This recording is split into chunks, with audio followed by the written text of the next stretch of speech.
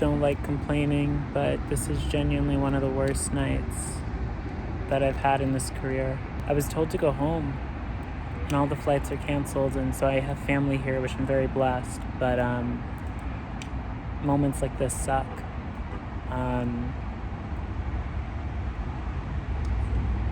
Hey everybody, hello. Hi, I'm just working this flight. Can I squeeze through?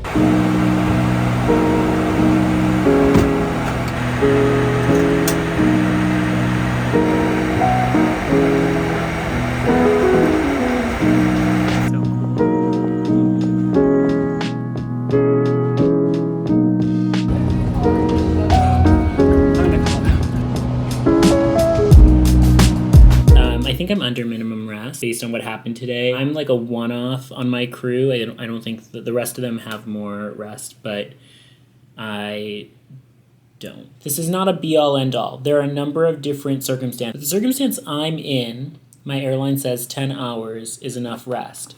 10 hours meaning the time you get off the plane, like 15 minutes after we open the door, to the time you need to be at the gate again. 10 hours and 6 minutes is all I have. Ooh, he's pretty today. He's a pretty boy today. This was a day that started at 4:55, an 11-hour day. 2 flights, and it took 11 hours. I have chocolate cake here.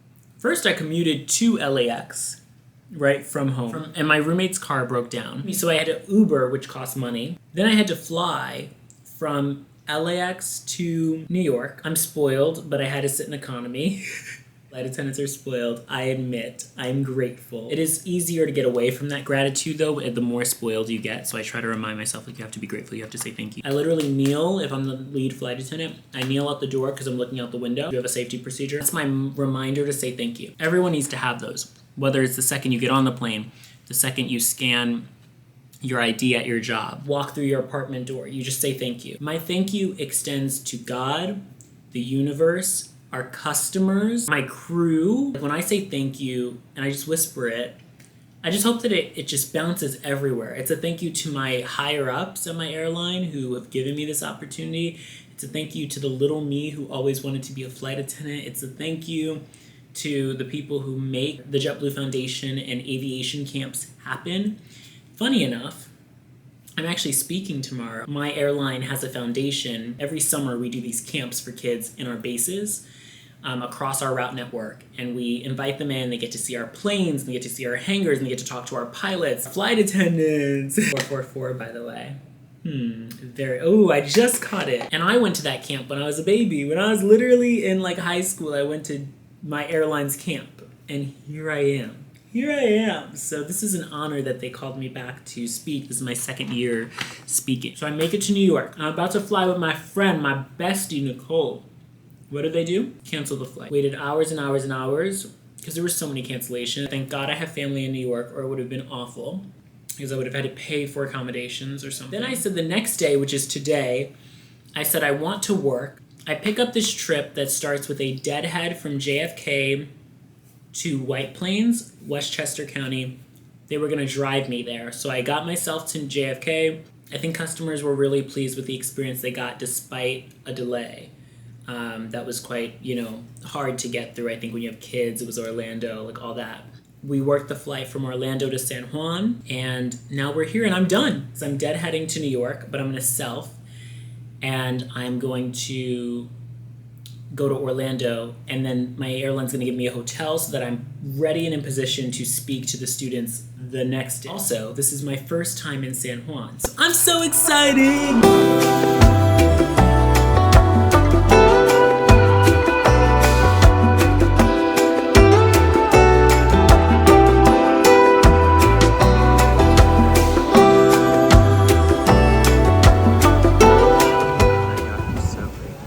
I almost kept sleeping.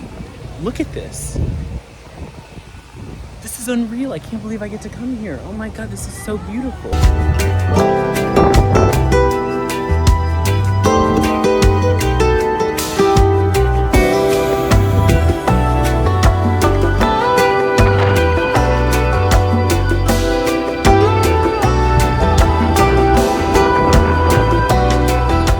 Not had a layover like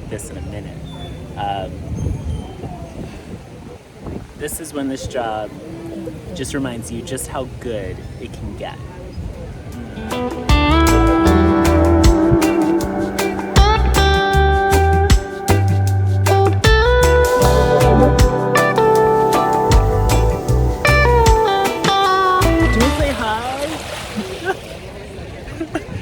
Yeah, it's literally on 1% though. Hi, this is Jaden. It's gonna die, but hi. We at the pool. Yes. In Puerto Rico, San Jose. You know the vibe. So I'm the infinity pool. So This is it. Isn't that insane? Okay, back in the room. At this point in my life, I really limit energy outside of work because I put my all into my work. Y'all should see me on the plane. I rarely now meet up with crew members outside of work. And it's not rare. It's my whole thing, I'm very like, if it happens naturally. Jaden is on reserve. I picked up this trip. It's kind of like a broken pairing kind of situation. And we just connected. And I feel like that is the key to meeting people in life, is just let it happen naturally. Don't force, don't push. I don't beg to go out with people anymore. I wanted to go to the pool. I was like, I've never been to San Juan. She had never been here. Like, it all happened so naturally. That is how you make relationships. That is how you meet with people. We're both super spiritual. Talked about just growth and relationships and heartbreak. And I mean, like, we hit every topic up there. Like, and growth in terms of like growing up, like with people, like evolving, becoming better. I feel really lucky. You know, when you pick up a trip and you don't know what you've put yourself into, and there's delays and you're reduced to minimum rest and all this kind of stuff, like, good things happen to good people. Ah, paradise.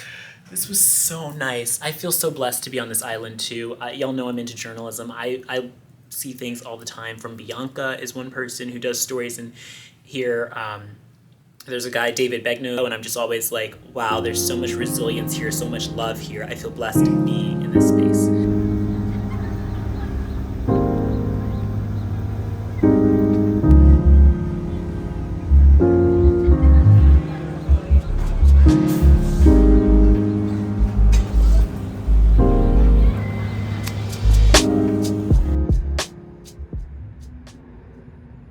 Will continue to push this industry forward. It's super cool to sort of be here and for them to know that they can keep going, and what in between looks like, between starting at Ace Camp and then becoming a pilot. I think that when you see someone, a young girl may say, if she did it, I can do it.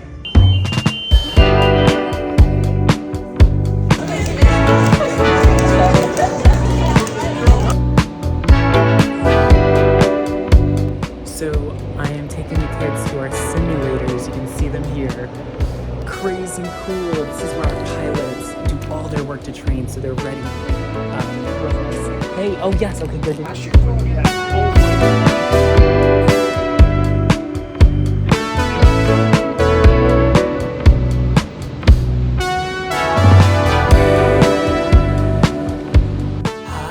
17 minutes to my van to take me to the airport. The kids left. I got food. I got to see one of our airport operations crew members happened to be here. And that's the coolest thing about coming to my airline's centers, is you just see people. And I have to say, so many of you, people that watch my videos, if I could have been a source of energy and inspiration to you through training for my new flight attendants that just graduated today, congratulations.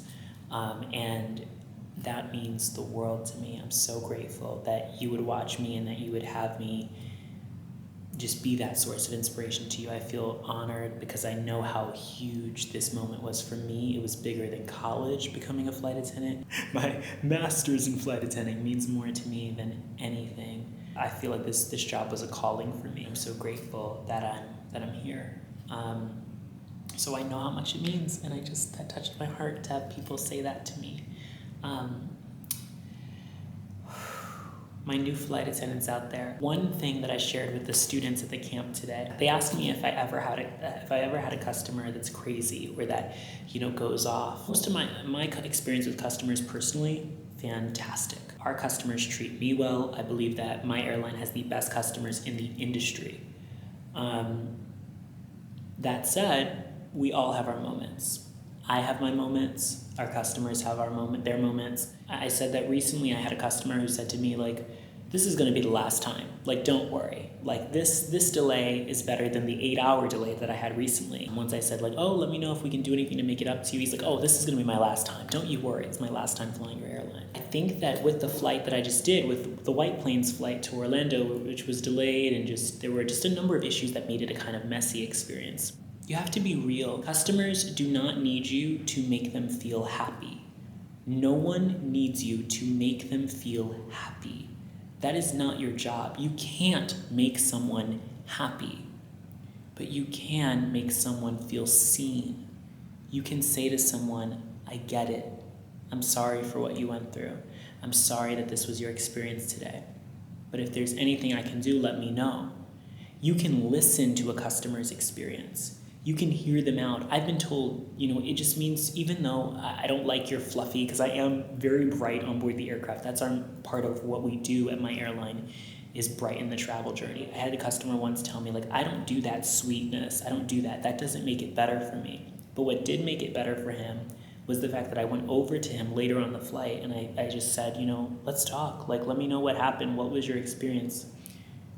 Listening to them, hearing them out, that is going to change the game for you. Don't ever be afraid to bring you and yourself on board our aircraft and own the experience as we are supposed to. Don't ever be afraid to do the right thing, to go above and beyond. We have such an incredible opportunity. It gives me chills to really make a difference, to really say we're going to step up and we're going to be the airline that is human, that we're going to be real, we're going to care about each other, we're going to support each other. Don't worry about making customers happy. Don't try to make them forget about delays. Don't try to pretend that it's not happening. Keep them informed. Make the flight memorable. Make it a good experience, even if it didn't start like that. It's just caring about people. It's just being honest, being genuine, being you. That's why you were hired. Bring that on board the aircraft. We need it. Today more than ever, the air travel industry across the board. So people's tensions are high, and you have to understand and put yourself in their shoes of, man, if I had 3 days off and I booked this trip 6 months in advance and they cut into my flight, my time, my vacation after I worked so hard for this trip and I maybe don't have money to take trips all the time. You have to understand where people come from and then come from that place and meet them there and then rise together. All right, good luck. Thank you for being here as I share my life and what I'm up to. And I'm gonna fly back home to LA now. I'm gonna go get my luggage and my heart is so full. I love this place so much. I will see y'all in the next one.